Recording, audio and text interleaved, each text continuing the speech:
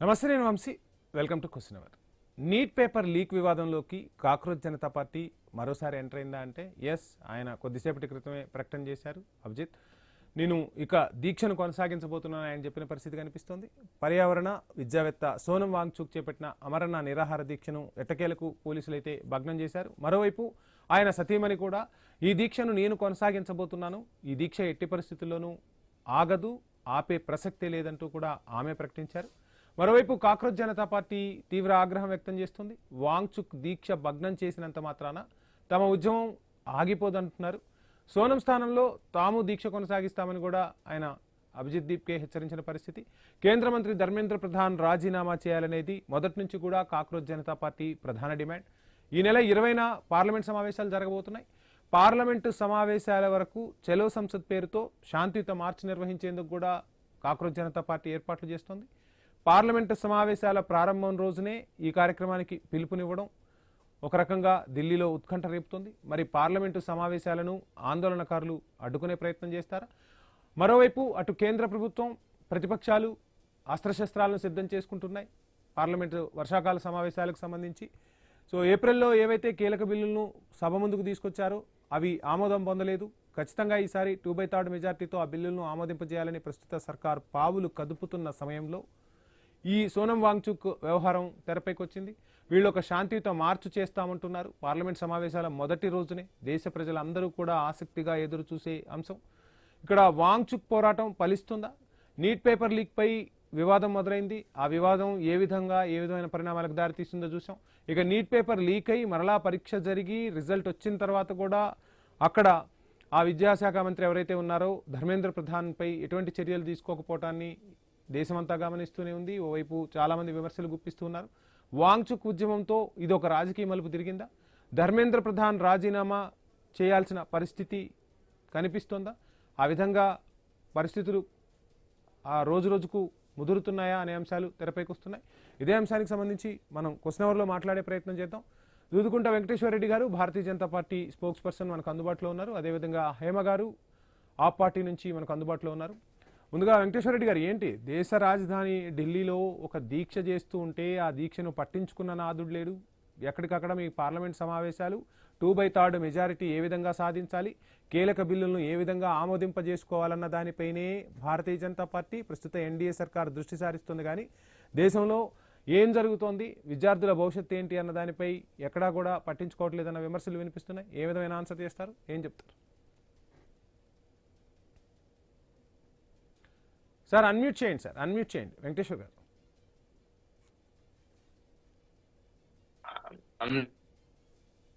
Yeah sir, please unmute చేయండి. మళ్ళీ మ్యూట్లోనే ఉంది.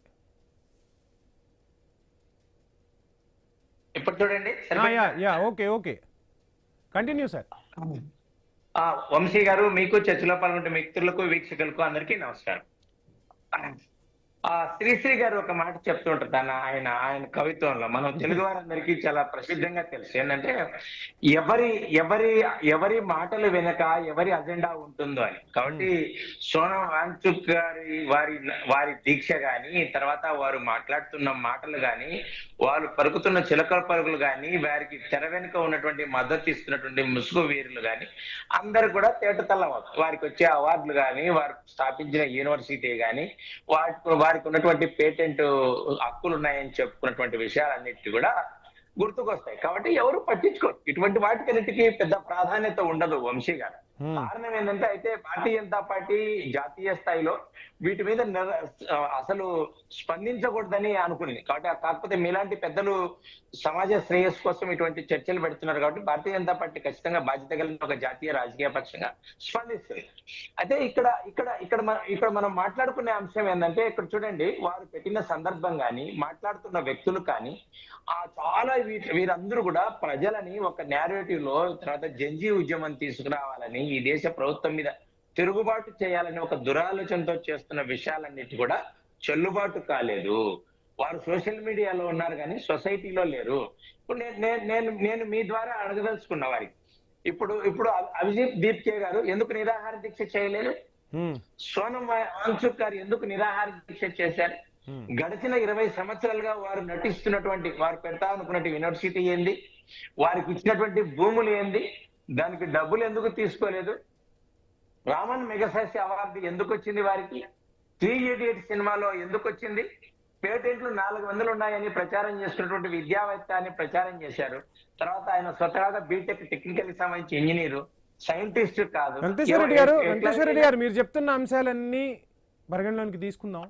కానీ దేశంలో విద్యార్థులకు అన్యాయం జరిగింది, సరే మళ్ళీ పరీక్ష నిర్వహించారు, ఆ ఫలితాలు వచ్చాయి, ఎవరి పనిలో వాళ్ళు ఉన్నారు. ఎందుకు భారతీయ జనతా పార్టీ ఆ విద్యాశాఖ మంత్రికి సంబంధించి కానీ ఆ జరుగుతున్న అంశాలకు సంబంధించి కానీ యాక్షన్ తీసుకోదు? అంతకుముందు కూడా జరిగాయి కదా, ఒక్కసారి కాదు కదా, ఒకసారి జరగటమే పొరపాటు అనుకుంటే విద్యార్థుల విషయంలో అన్నిసార్లు పొరపాట్లు జరుగుతున్నప్పుడు సమీక్ష చేసుకోవడంలో తప్పులేదు కదా? ఖచ్చితంగా సమీక్ష చేసుకోలేదని మనం అనుకోవాల్సిన అవసరం లేదు. కేంద్ర ప్రభుత్వంలోని అధికారులు కానీ వీరందరూ కూడా ఒకప్పుడు రైల్వే ప్రమాదాలు జరిగాయి అనుకోండి, రైలు ప్రమాదం జరిగితే ఆ ప్రమాదం వెళ్ళి రైల్వే శాఖ మంత్రి చేయడు, ఆయన ప్రమేయం ఏమి ఉండదు. సరే కొన్ని దురదృష్ట ఘటనల వల్ల జరుగుతాయి. రైల్వే శాఖ మంత్రులు చాలా మంది రాజీనామాలు చేసిన సందర్భాలు దేశంలో లేవా? విద్యార్థుల భవిష్యత్తుకు సంబంధించి ఒక విద్యాశాఖ మంత్రిని మారిస్తే ఏమవుతుంది? భారతీయ జనతా పార్టీ ఏమైనా పడిపోతుందా? భారతీయ జనతా పార్టీకి ఏమైనా ఇబ్బందులు వస్తాయా? ఆ పరిస్థితి లేదు కదా.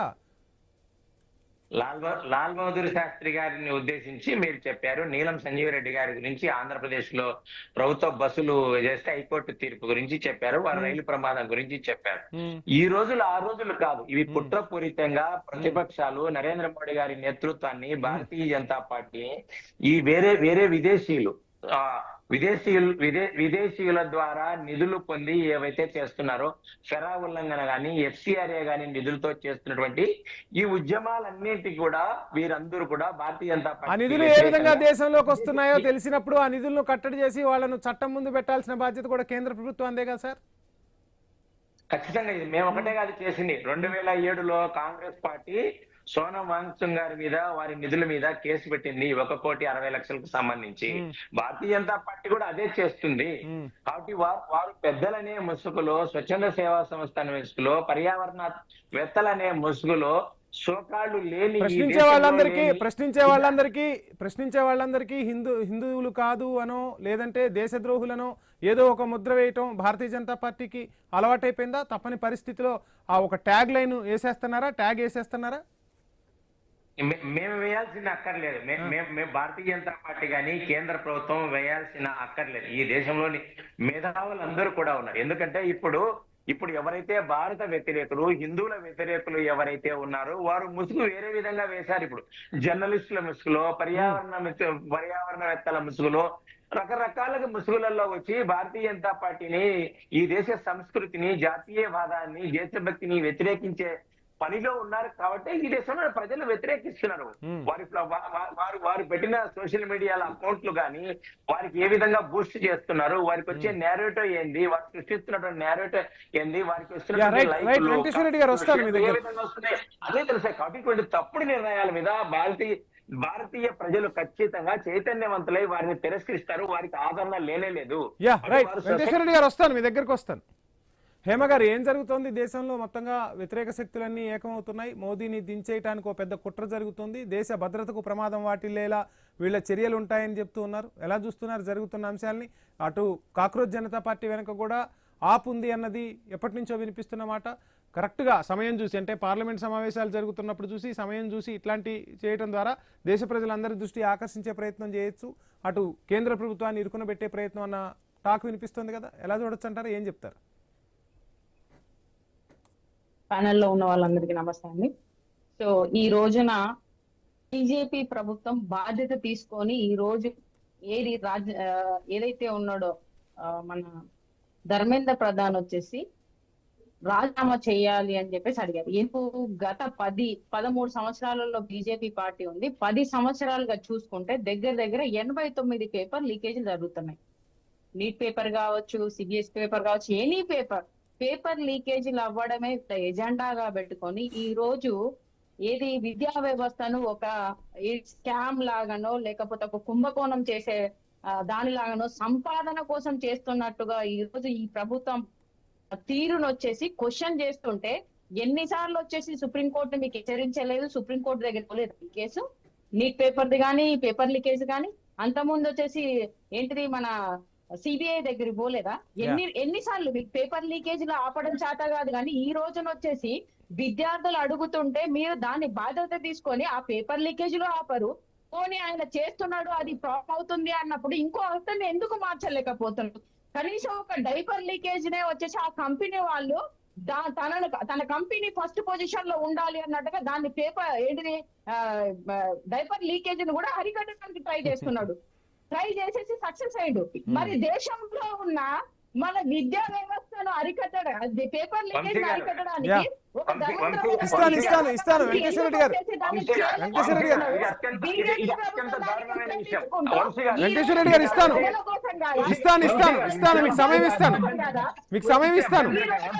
ఒక్క నిమిషం హేమ గారు మీకే సమయం ఇస్తా. ఒక్క నిమిషం హేమ గారు మీకే సమయం ఇస్తా. ఏంటి మీ సబ్మిషన్ ఏంటి వెంకటేశ్వర రెడ్డి గారు? వంశీ గారు దీని తీవ్ర అభ్యంతరం వ్యక్తం చేస్తుంది భారతీయ జనతా పార్టీ. ఈ దేశంలో 147 కోట్ల ప్రజలు ఉన్నటువంటి విద్యాశాఖను డైపర్స్ తో పోలుస్తున్నారు. ఒక బాధ్యత రాహితమైన రాజకీయ పార్టీ కార్యకర్తగా ఉండి వీరు మాట్లాడడానికి ఎట్లా మనసొప్పుతుంది? ఈ దేశాన్ని విచ్ఛిన్నం చేసే శక్తులతో వీళ్ళు కలిసి పనిచేస్తారు. సోనం వాంగ్చుక్ 3,50,000 జనాభా ఉండేదాన్ని ప్రత్యేక రాష్ట్రం కావాలి ఒక ఉదాహరణగా చెప్పారు అంతే. అది వేరే ఉద్దేశంతో చెప్పలేదు. దయచేసి ఇక్కడ చూడండి వంశీ గారు ఇక్కడ ఇటువంటి విషయాలను ఇటువంటి వ్యక్తులను ప్రోత్సహించే పరిస్థితి సరిగా లేదు. ప్లీజ్ వెంకటేశ్వర గారు మీరు సబ్మిషన్ ఇచ్చారు. మీ సబ్మిషన్ నేను ఆన్సర్ తీసుకునే ప్రయత్నం చేస్తా. వెంకటేశ్వర గారు ప్లీజ్ కోఆపరేట్. మీరు సబ్మిషన్ ఇచ్చారు, మీరు అభ్యంతరం వ్యక్తం చేశారు. ఆ అభ్యంతరానికి కూడా నేను వివరణ తీసుకునే ప్రయత్నం చేస్తాను.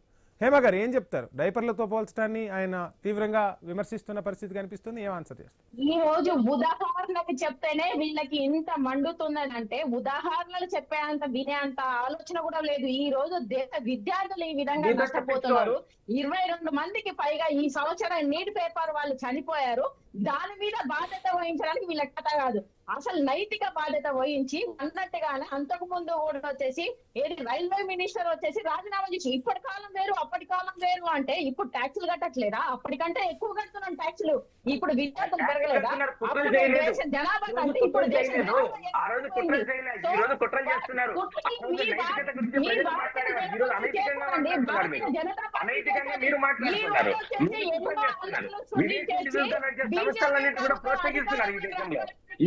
ప్రోత్సహిస్తున్న సంస్థలు మీవి.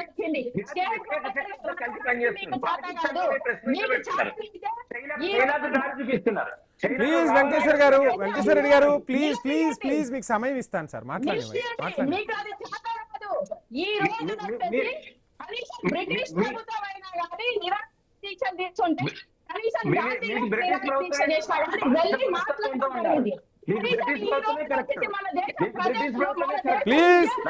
ప్లీజ్ వెంకటేశ్వర రెడ్డి గారు మాటకు మాట సమాధానం కాదు. Please cooperate sir,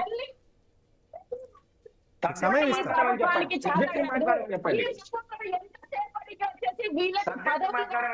please sir please పదవి దాహంతో మాత్రమే ఈ రోజు బీజేపీ ప్రభుత్వం ఇలా ప్రవర్తిస్తుంది. వాళ్ళకి విద్యార్థుల మీద ఉన్న చిత్తశుద్ధి, వాళ్ళకి విద్యార్థుల మీద చిత్తశుద్ధి లేదు, విద్యార్థుల భవిష్యత్తు మీద చిత్తశుద్ధి. ఏమంటే నుంచి వస్తున్నారు. మరి మీరేం చేస్తున్నారు? దేశ భద్రత మీ చేతిలో లేదా? ఈ రోజు మిమ్మల్ని క్వశ్చన్ చేసిన వాళ్ళందరూ వచ్చేసి వాళ్ళు ఏమైపోతారు? ఆఫ్ఘనిస్తాన్ వాళ్ళు అయిపోతారు, బయట దేశం వాళ్ళు అవుతారు. అంటే ఈ దేశంలో ట్యాక్సులు కట్టట్లే మేము అడగడానికి మాకు రైట్స్ లేదు. విద్యార్థి బీజేపీ పార్టీలో ఉన్నా కూడా చాలా చెప్పారులేండి మేడం. ప్లీజ్ వంశీ గారు వెంకటేశ్వర గారు సమయం ఇస్తా, మీకు ఇస్తాను. రైట్, ఏం చెప్తారు మొత్తంగా? Please Hema garu please hold. మొత్తంగా భారతీయ జనతా పార్టీకి చిత్తశుద్ధి లేదు. ఆరోపణలు చేయటం, ఎవరైనా ప్రశ్నిస్తే వాళ్ళకు ఏదో ఒక ట్యాగ్ లైన్ జోడించడం తప్ప భారతీయ జనతా పార్టీకి నిజంగా చిత్తశుద్ధి ఉంటే విద్యా వ్యవస్థలో ప్రక్షాళనలు ఎందుకు చేయలేకపోతుంది అని ప్రశ్న. ఏం ఆన్సర్ చేస్తారు? అదే వంశీ మేము అడిగేది అదే, విద్యార్థులు వంశీ అడిగేది అదే, దయ్యాలు ఎవరైనా వేదాలు అడిగేది అదే వల్లించినట్లుంది. Sir. Yes yes yeah madam madam madam madam please cooperate. Hema garu please cooperate. మీ క్వశ్చన్స్ కి ఆన్సర్ తీసుకునే ప్రయత్నం చేస్తున్నా నేను, దయచేసి సహకరించండి. యా వెంకటేశ్వర రెడ్డి గారు. వంశీ గారు, నైతికత గురించి మాట్లాడేటప్పుడు మనకు నైతికత ఉందా లేదా అని తెలుసుకోవాలి. మనం మొదటి స్టార్టింగ్ లో ప్రారంభంలోనే మీరు మీ ప్రీవర్డ్స్ చెప్పినప్పుడే చెప్పారు, ఈ దేశంలోని వ్యక్తులందరికీ కూడా బీజేపీని, ఆర్ఎస్ఎస్ ను, ఉన్న వ్యవస్థలన్నింటినీ విమర్శించడమే పనిగా పెట్టుకున్నారు. ఇప్పుడు చూడండి, ముసుగు కాదా? సోనం వాంగ్చుక్ గారు వారి ఫాదర్ ఏ పార్టీ చెప్పండి? కాంగ్రెస్ పార్టీ కాదని చెప్పగలరా? సో ఒక తండ్రి ఒక పార్టీ, కొడుకో పార్టీలో ఉండకూడదా? ఉండవచ్చు. అదేమన్నా వారసత్వమా? ఇంటి పేరా? కాదు కదా, ఎవరిష్టం వాళ్ళది, ఎవరి అభిప్రాయాలు వాళ్ళే కదా సార్. వంశీ గారు భావజాలము ఇక్కడ చూడండి, రాజకీయాల్లో ఉండకూడదని ఎవరు చెప్పటం లేదు, ఉండవచ్చు. అయితే కాంగ్రెస్ పార్టీ యొక్క భావజాలము, ఆప్ యొక్క భావజాలము, కమ్యూనిస్టుల భావజాలము, చైనాకు వంత పడడం, ఇదే సోనం వాంగ్చుక్ గారు ఏం మాట్లాడారు? మీరు లడాక్ నుంచి ఈ పక్కకు చైనా వస్తే ఏం చెప్తారు? వెల్కమ్ చెప్తామని చెప్పారు. వీరిని దేశభక్తిగా గుర్తించాలా? మేము వంత పాడాలనా? వీళ్ళందరినీ కూడా వీళ్ళని సహించాలనా? ఖచ్చితంగా దేశద్రోహంలో పారదోలే పనే చేస్తుంది భారతీయ జనతా పార్టీ.